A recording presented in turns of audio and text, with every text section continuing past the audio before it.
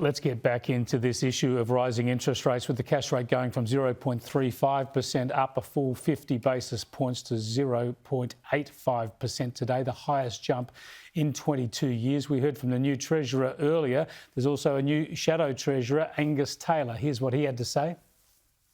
The most important thing a government can do to contain interest rates and to contain inflation is to contain its spending.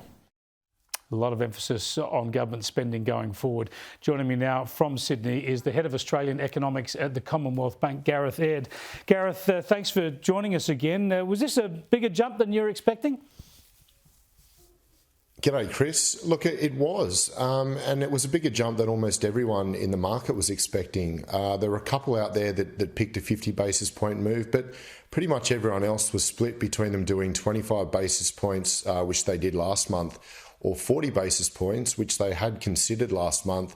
And the reason people thought they might have done 40 basis points was it would take the cash rate to a conventional metric of 0.75%. But look, as it turns out, they've gone for a big move, 50 basis points, obviously bigger than last month. It takes the cash rate to a level above where it was pre-pandemic. So those emergency cuts have already been unwound.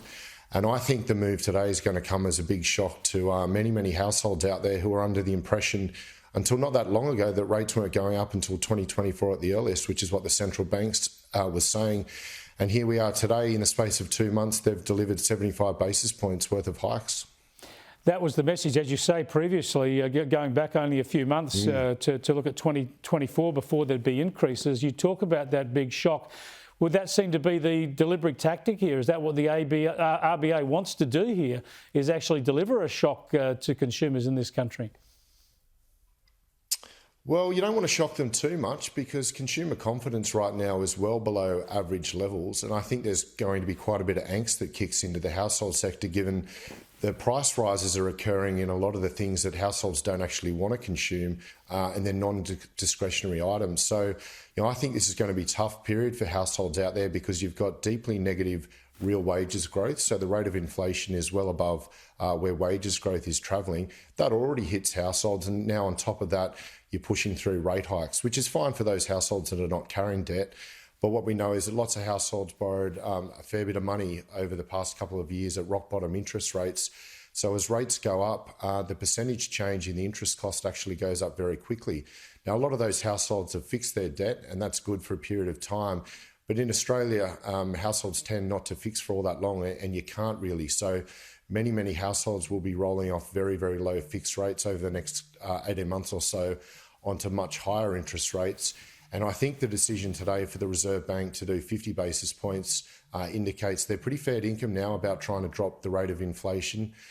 It was a big move. We think at Commonwealth Bank they're going to deliver another 50 basis points in a month's time. And then we think they're going to be pushing on with 25s through most of the rest of this year. So on our numbers now, they're going to take the cash rate to somewhere between 2.1% and 2.35% by year end, which is a pretty big increase. And I think we're going to see the economy slow as a result of that. Well, obviously, financial institutions are not into the business of trying to have their customers oversubscribed to debt. You'd be wanting to make sure people have got a bit of leeway. But when you're talking about 2 to 3%, then people ought to be doing the sums and working out just what they can absorb in terms of increases over the coming year. Do you expect that there'll be a lot of mortgage stress that some people could be forced to sell? Look, you make a good point. I don't think you're going to see too many people forced to sell, but I think what you will see is that many, many households across the country have got to go back and revisit the household budget and say, well, look, in order to meet the increase in the interest payments and the mortgage repayments, we're going to have to cut spending on certain things. Now, you don't want too many households doing that at the same time, because then suddenly, the discretionary spending that we need to occur in the economy, because lots of people are employed in the discretionary sector, particularly services sector. Well, if people stop eating out too much and they stop going to the movies and doing other things, then suddenly the economy doesn't look like it's travelling too strong, and you run the risk of the unemployment rate going up.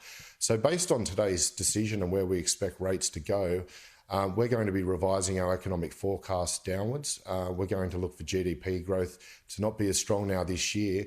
And as we go through next year, we think there's a good chance the unemployment rate will start going up.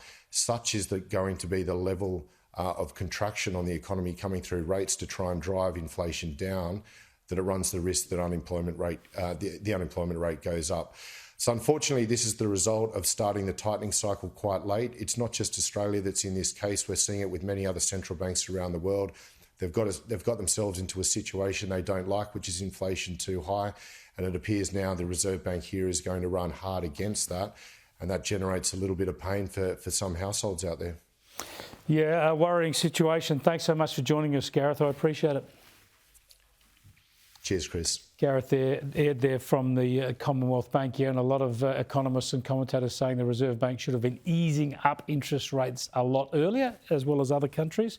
Instead, they're slamming on the brakes and they're slamming them on hard, and it will all feel the pinch.